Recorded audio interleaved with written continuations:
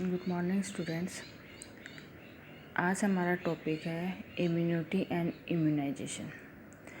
अब देखो, ये चैप्टर शुरू करने से पहले मैं आपको 3 चीज़ क्लियर कर देती हूँ। 3 जो टर्म इसमें यूज में होंगे वो है immune system, antigen and antibody. अब देखो, जो इम्यून सिस्टम है उसी को हम क्या कहेंगे, हमारी इम्यूनिटी। और इम्यूनाइजेशन है कि हम इम्यूनिटी कैसे बनाते हैं। ठीक है, तो इम्यून सिस्टम क्या होता है? हमारे शरीर की रोगों से लड़ने की जो क्षमता होती है उसे हम हमारे शरीर की क्या कहते हैं, इम्यूनिटी, रोग प्रतिरोधक क्षमता। ठीक है, अब रोग प्रतिरोधक क्षमता की WHO ने परिभाषा दी है, व्यक्ति के शरीर की वह क्षमता जिसकी सहायता से वह प्रतिजन को पहचान कर नष्ट करके निष्कासित कर सके और प्रतिरक्षा शक्ति कहलाती है। देखो, मैंने आपको कहा कि यहाँ पे हम 3 टर्म यूज लेंगे। कौन कौन सी? इम्यूनिटी, एंटीजन और एंटीबॉडी। देखो, 3 टर्म हम यहाँ पे यूज में ले रहे हैं। इम्यून सिस्टम या इम्यूनिटी, तो मैं आपको बता चुकी हूँ कि हमारे शरीर की रोगों से लड़ने की जो क्षमता होती है उसे ही हम क्या कहते हैं, हमारे शरीर की इम्यून सिस्टम कहते हैं, प्रतिरक्षण क्षमता कहते हैं। अब प्रतिरक्षण क्षमता है, उसमें 2 चीज़ें होती हैं, एंटीजन और एंटीबॉडी।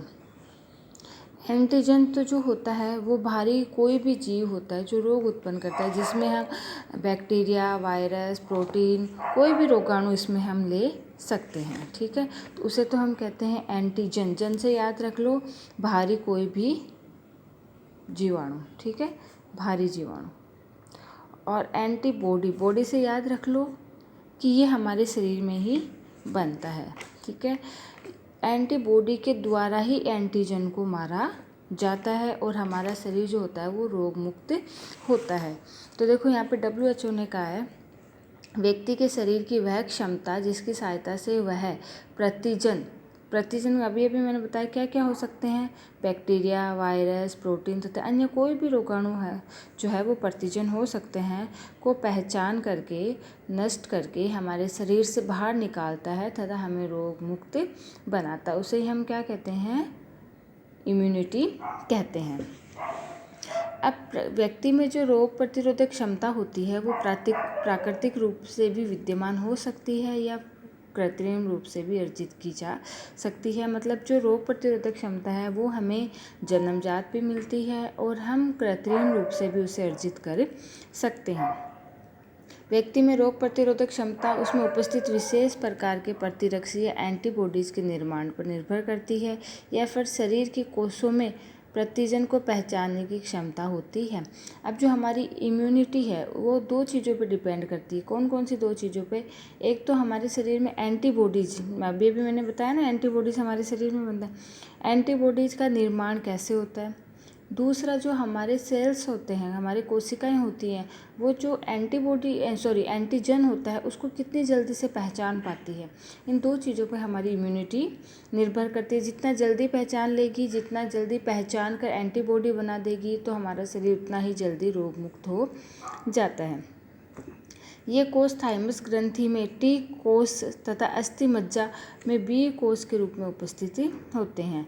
ठीक है, जो ये होता है एंटीबॉडीज़ बनाने की जो होती है वो थाइमस ग्रंथि के तो टी सेल्स में और अस्थि मज्जा जो बोन मैरो होती है उसके बी सेल में उपस्थित होते हैं। ये दोनों ही कोष पूरे शरीर हमें परिभ्रमित होते रहते हैं तथा प्रतिजन की तुरंत पहचान कर लेते हैं। मतलब पूरे शरीर में ये घूमते रहते हैं और प्रतिजन की पहचान कर लेते हैं। प्रतिजन को पहचानने के पश्चात वे वहाँ पे एंटीबॉडीज़ का निर्माण करते हैं। रक्त में श्वेत रक्त कणिकाएं जो WBC होती है वो अपने कूटपाडु मतलब शूडोपोडिया क्या होता है?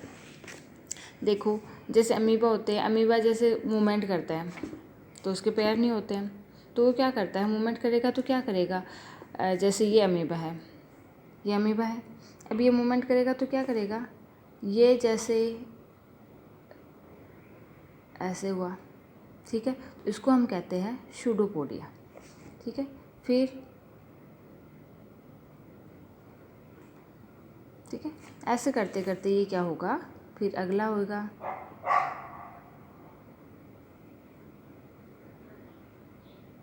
फिर ये दूसरी जगह मूव कर जाएगा। समझ में आया? तो ये जो निकलता है गति करने के लिए आगे, ये संरचना जो निकलती है इनका, ये कोशिका द्रव्य निकलता है, इसको हम कहते हैं सूडोपोडिया।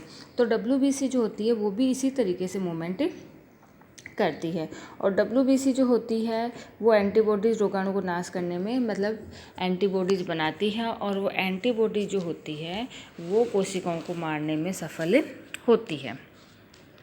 अगर रोगाणुओं का नाश नहीं हो पाता है तो वे अपने गंतव्य स्थान पर पहुंच जाते हैं और गुणन क्रिया द्वारा वंश में वृद्धि करते हैं। गुणन क्रिया क्या होता है? मतलब उनमें जनन प्रक्रिया स्टार्ट हो जाती है, और जनन प्रक्रिया स्टार्ट होती है तो वो अपनी संख्या बढ़ा लेते हैं, और जो भी उनका गंतव्य अंग होता है, मतलब जहाँ भी जो भी डेस्टिनेशन ऑर्गन होता है कि इस रोग को अफेक्ट करना है, वहाँ वो पहुँच जाते हैं और हमें रोगग्रस्त कर देते हैं। अब देखो इस प्रकार की प्रतिकारिता व्यक्ति उन रोगाणुओं, विषाणुओं और सूक्ष्म जीवों के साथ लड़ने, बढ़ने या क्रियाशील होने की क्षमता नहीं है, बल्कि उन रोगाणुओं, विषाणुओं और सूक्ष्म जीवों को नाश करने की, मारने की क्षमता ही प्रतिकारिता कहलाती है। समझ में आई ये चीज़ कि जीवों को मारने या उनकी क्रियाशीलता को रोकने की क्षमता को हम इम्यून सिस्टम नहीं कहते हैं। इम्यून सिस्टम हम कहते हैं कि उन रोगाणुओं को नष्ट करके हमें रोग मुक्त बनाने की जो हमारी क्षमता होती है उसे ही हम क्या कहते हैं? प्रतिकारिता कहते हैं। अब यहाँ पे जो अभी मैंने कहा प्रतिकारिता कृत्रिम भी हो सकती है और प्राकृतिक भी हो सकती है। तो प्रतिकारिता जो इम्यूनिटी है उसको हम दो भागों में बांटते हैं, प्राकृतिक प्रतिकारिता और कृत्रिम या अर्जित। प्राकृतिक को भी आगे हम दो भागों में बांटते हैं, व्यक्तिगत प्रतिकारिता और जातिगत प्रतिकारिता। ऐसे ही कृत्रिम को भी हम दो भागों में बांटते, सक्रिय और निष्क्रिय। सक्रिय को हम दो भागों में आगे बांटते, रोग होने के बाद या टीकों के द्वारा हम रोग से होने के पहले ही अर्जित कर लेते। निष्क्रिय में भी देखो प्राकृतिक में कौन सी होती है? माता के गर्भ से अपरा द्वारा, प्लेसेंटा के द्वारा जो हमें एंटीबॉडीज मिलते हैं वो। दूसरा होता है स्तनपान द्वारा। कृत्रिम में एंटीटॉक्सिन और गामा ग्लोब्यूलिन। ये तो हो गए प्रतिकारिता के प्रकार। अब हम एक एक करके इसके बारे में डिटेल से पढ़ेंगे। तो पहला हमारा आ रहा है प्राकृतिक। प्राकृतिक में अभी मैंने आपको बताया दो होते हैं, व्यक्तिगत और जातिगत। अब व्यक्तिगत में देखो क्या होता है, कुछ व्यक्तियों में जन्म से ही रोग प्रतिरोधक क्षमता या प्रतिकारिता विद्यमान होती है। ऐसे व्यक्तियों में रोग से लड़ने की क्षमता अधिक होती है तथा रोग की संभावना बहुत ही कम होती है या नहीं के बराबर होती है। यही कारण है कि कोई रोग जो एक व्यक्ति में होता है वह दूसरे व्यक्ति में जो उसी परिवार, समुदाय, वातावरण में रहता है उसको नहीं होता। दूसरे व्यक्ति में इस रोग का होना उसके शरीर में स्वाभाविक प्रतिकारिता के मौजूद होने के कारण होता है। समझ में आई ये चीज़? देखो जैसे परिवार में मान लो किसी के चिकनगुनिया हो रहा है, तो ये तो है नहीं कि सभी के होता है, जिनके नहीं होता है उनके क्या होता है, इस रोग के लिए प्राकृतिक प्रतिकारिता होती है। मतलब उनमें इस रोग के रोगाणुओं को मारने के लिए एंटीबॉडीज पाई जाती है। जैसे ही उनके शरीर में रोगाणु प्रवेश करते हैं तो एंटीबॉडीज़ तैयार रहती है और वो एंटीबॉडीज़ उनको रोगग्रस्त करने से पहले ही मार देती है। तो इसे कहते हैं व्यक्तिगत प्रतिकारिता। दूसरी हो रही है जातिगत प्रतिकारिता। जातिगत में क्या होता है कि व्यक्ति में आनुवांशिक कारणों से रोग क्षमता प्राप्त होती है। जो रोग पशु में प्रचलित होते हैं वो मनुष्य में नहीं पाए जाते। जैसे गाय में होने वाले रेंडर पेस्ट नामक रोग के वायरस के कारण होता है, जो मनुष्य पर आक्रमण नहीं कर सकता है। जैसे बहुत सारे रोग ऐसे होते हैं जो पशु प्रजाति में होते हैं लेकिन मनुष्य प्रजाति में नहीं होते। बहुत सारे ऐसे रोग होते हैं जो मनुष्य प्रजाति में होते हैं और पशु प्रजाति में नहीं होते हैं। अगला आ रहा है कृत्रिम प्रतिकारिता। अभी हमने पढ़ा कृत्रिम प्रतिकारिता को भी हमने दो भागों में बांटा है, सक्रिय प्रतिकारिता और निष्क्रिय प्रतिकारिता। तो सक्रिय प्रतिकारिता को भी हमने दो भागों में बांटा है। पहला है रोग होने से पहले। रोग होने से पहले में देखो क्या है, व्यक्ति को जब कभी कोई रोग होता है तो उस रोग से रक्षा रोग होने की बात पढ़ रहे हैं हम, करने के लिए शरीर बहुत बड़ी संख्या में एंटीबॉडीज़ का निर्माण करता है। इन्हीं एंटीबॉडीज़ की उपस्थिति के कारण शरीर में पुनः वो रोग नहीं होता और शरीर बड़े लंबे समय तक रोगों से सुरक्षित रहता है। जैसे पोलियो, डिप्थीरिया, पीत ज्वर, खसरा, चेचक आदि। इसमें क्या है कि रोग होने के बाद जो एंटीबॉडीज़ का निर्माण होता है, इन एंटीबॉडीज़ की उपस्थिति के कारण शरीर में पुनः वह रोग नहीं होता। मतलब एक बार तो हम संक्रमित होंगे, ठीक है, और उस संक्रमण को मिटाने के लिए हमारे शरीर में एंटीबॉडीज़ का निर्माण होगा, ठीक है। वो संक्रमण ठीक होने के बाद दोबारा संक्रमण नहीं होता है। क्यों? क्योंकि हमारे शरीर में पहले से ही एंटीबॉडीज उपस्थिति रहती है। दूसरा है टीकों के द्वारा उपार्जित। इस प्रकार की प्रतिकारिता में टीके लगाकर प्राप्त की जाती है। इसमें व्यक्ति कुछ समय तक रोगों से सुरक्षित रहता है। देखो टीकों के द्वारा कैसे होता है। टीकों के द्वारा विभिन्न तरीके के वायरस या जीवाणु हमारे शरीर में प्रवेश करवाए जाते हैं। कई बार मृत जीवाणु करवाए जाते हैं, कई बार निष्क्रिय जीवाणु करवाए जाते हैं, कई बार उन जीवाणुओं का विष हमारे शरीर में प्रवेश करवाया जाता है। जब भी हमारे शरीर में जीवाणु विभिन्न रूपों में प्रवेश करवाए जाते हैं टीकों के द्वारा, ठीक है, तो हमारे शरीर में क्या होता है, उन जीवाणुओं को लेकर एंटीबॉडीज़ का निर्माण हो जाता है और वो एंटीबॉडी जो है वो हमारे शरीर में सुरक्षित रहती है। जब कभी हमारे शरीर में जीवाणुओं का अटैक होता है, निष्क्रिय जीवाणुओं का अटैक हमारे शरीर पे होता है, तो जो पहले से एंटीबॉडीज़ रहती है तैयार, वो क्या करती है कि जैसे ही जीवाणु हमारे शरीर में प्रवेश करता है तो वैसे ही वो एंटीबॉडी जो होती है उन जीवाणुओं को मारकर हमें रोगग्रस्त होने से बचा लेती है। अगर हमारे शरीर में एंटीबॉडीज़ नहीं रहती है तैयार, तो वो जीवाणु क्या करते हैं कि हमारे किसी न किसी अंग को प्रभावित करते हैं या हमें रोगग्रस्त बना देते हैं, क्योंकि एंटीबॉडीज़ निर्माण होने में कम से कम 2 से 4, 5, 6, 7 दिन लग सकते हैं। तो इसीलिए जब भयंकर जो जीवाणु होते हैं उनको मारने के लिए हमारे शरीर में पहले से ही एंटीबॉडी होना बहुत ज़रूरी होता है। अब देखो वैक्सीन भी यहाँ पे 3 तरीके की होती है। पहली है जीवित वैक्सीन। जीवित वैक्सीन में जीवित जीव से प्राप्त किया जाता है। BCG, प्लेग, टाइफाइड, ठीक है, ये सब जो टीके तैयार किए जाते हैं ये जीवित वैक्सीन के द्वारा किए जाते हैं। जीवित वैक्सीन से प्राप्त जो टीका होता है वो मृत वैक्सीन से ज़्यादा प्रभावी होता है, क्योंकि इसमें गुणन क्षमता होती है, इसलिए इसकी जितनी खुराक दी जाती है शरीर में पहुंचकर ये गुणन क्रिया द्वारा और अधिक हो जाते हैं। अगला आ रहा है मृत वैक्सीन। इस वैक्सीन को प्राप्त करने के लिए जीव को अधिक ताप या रासायनिक पदार्थों का उपयोग कर मार दिया जाता है, जिसे मृत वैक्सीन प्राप्त होती है। मृत वैक्सीन से हैजा, प्लेग, मेनिंजाइटिस, टाइफाइड, पर्टुसिस आदि टीके तैयार किए जाते हैं। अगला आ रहा है जीव विष।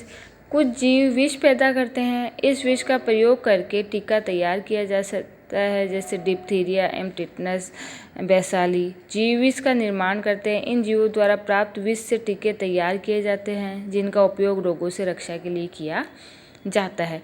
जीव विष द्वारा प्राप्त टीके ज़्यादा प्रभावी और सुरक्षित होते हैं। इसके उदाहरण कौन कौन से हैं? डिप्थीरिया है, टिटनस है, कुकर खांसी है, या ट्रिपल एंटीजन। ट्रिपल एंटीजन का कौन सा होता है? डीपीटी देखो यहाँ पे डिप्थीरिया, पर्टुसिस और टिटनस तीनों रोग हैं, तो यहाँ पे ट्रिपल एंटीजन इसका नाम दिया जाता है। यहाँ पे आपका बहुत बार क्वेश्चन आता है कि ट्रिपल एंटीजन के बारे में बताइए, तो ट्रिपल एंटीजन में आपको डीपीटी के बारे में बताना है। अब आ जाती है निष्क्रिय प्रतिकारिता। जैसे हमने कहा ना, कृत्रिम प्रतिकारिता के 2 भाग है, सक्रिय और निष्क्रिय। तो अभी तक हम सक्रिय प्रतिकारिता पढ़ रहे थे, अब आ रही है निष्क्रिय प्रतिकारिता। निष्क्रिय प्रतिकारिता तब होती है जब किसी जानवर या मानव में उत्पन्न प्रतिरक्षा को अन्य मानव में प्रवेश कराकर उसमें उस रोग के प्रति प्रतिकारिता क्षमता को प्रेरित किया जाता है। मतलब क्या इसमें कि इसमें जो एंटीबॉडी निर्माण जो होता है वो रोगी के शरीर में नहीं होता है, इसमें उसको प्रेरित किया जाता है एंटीबॉडी बनाने के लिए। प्रेरित हम कैसे करते हैं कि एक व्यक्ति के शरीर से एंटीबॉडीज़ को दूसरे व्यक्ति के शरीर में प्रवेश कराया जाता है। उन एंटीबॉडीज़ को देख के जो रोगी व्यक्ति होता है उसके शरीर में एंटीबॉडीज़ निर्माण को मोटिवेट किया जाता है, प्रेरित किया जाता है। तो यहाँ पे निष्क्रिय प्रतिकारिता जो है वो 2 तरीके की होती है, प्राकृतिक और कृत्रिम। प्राकृतिक में देखो गर्भावस्था के द्वारा, जब गर्भावस्था में प्लेसेंटा के द्वारा शिशु को प्राप्त होती है, और दूसरा स्तनपान के द्वारा बच्चे को जो प्राप्त होती है। तो पहली आ रही है गर्भावस्था में माता के अपरा से। गर्भस्थ शिशु अपनी माता के अपरा से प्रतिकारक क्षमता प्राप्त करता है। माता में IgG प्रतिरक्षी विद्यमान होती है जो अपरा से गर्भस्थ शिशु में स्थानांतरित हो जाती है। इस प्रकार ये प्रतिरक्षा शिशु को प्रथम 6 महीने तक कई प्रकार के रोग जैसे चेचक, टिटनस, डिप्थीरिया, खसरा, पोलियो, बड़ी माता आदि से रक्षा करती है। अगला आ रहा है स्तनपान द्वारा। शिशु जन्म के पश्चात माता के स्तन में दूध का निर्माण होता है और जो प्रथम दूध होता है पीला गाढ़ा होता है उसको हम कोलेस्ट्रम कहते हैं। उस कोलेस्ट्रम में बहुत सारे एंटीबॉडीज़ पाए जाते हैं जिसमें IgA प्रमुख है। यह एंटीबॉडी शिशु के विभिन्न रोगों से रक्षा करने में समर्थ होता है, इसलिए माँ का प्रथम कोलेस्ट्रम युक्त दूध शिशु को अवश्य ही पिलाना चाहिए। अब आ रहा कृत्रिम प्रतिकारिता। कृत्रिम प्रतिकारिता देखो, एंटीटॉक्सिन मानवीय स्रोतों से तैयार किया जाता है जैसे घोड़ा। इस प्रकार के टिटनस, डिप्थीरिया, बोटुलिज्म आदि के टीके तैयार किए जाते हैं। ये एंटीटॉक्सिन बच्चों को टिटनस, डिप्थीरिया, रेबीज आदि के प्रति विरोधी होते हैं और शिशु के शरीर में प्रतिरक्षा प्रदान करते हैं। गामा ग्लोबुलिन, मानवीय गामा ग्लोबुलिन के प्रयोग कराने से भी निष्क्रिय प्रतिरक्षण उत्पन्न होता है। अब देखो, जो निष्क्रिय प्रतिरक्षण से कम समय तक प्रतिरक्षण मिलता है परंतु प्रतिकारिता शक्ति उसकी तीव्र होती है, इसलिए कुछ समय पश्चात पुनः रोग होने की संभावना रहती है। जो निष्क्रिय प्रतिरक्षण है वो मतलब उसकी इम्यूनिटी तो जो है वो बहुत स्ट्रॉन्ग होती है, मतलब रोगों से तुरंत लड़ जाते हैं, लेकिन एंटीबॉडीज़ की एज ज़्यादा नहीं होती है, वो तुरंत ही नष्ट हो जाते हैं। तो जो रोग का हम प्रतिरक्षण लेते हैं वो एक बार तो ठीक हो जाता है लेकिन उसके पुनः होने की संभावना काफ़ी हद तक बढ़ जाती है।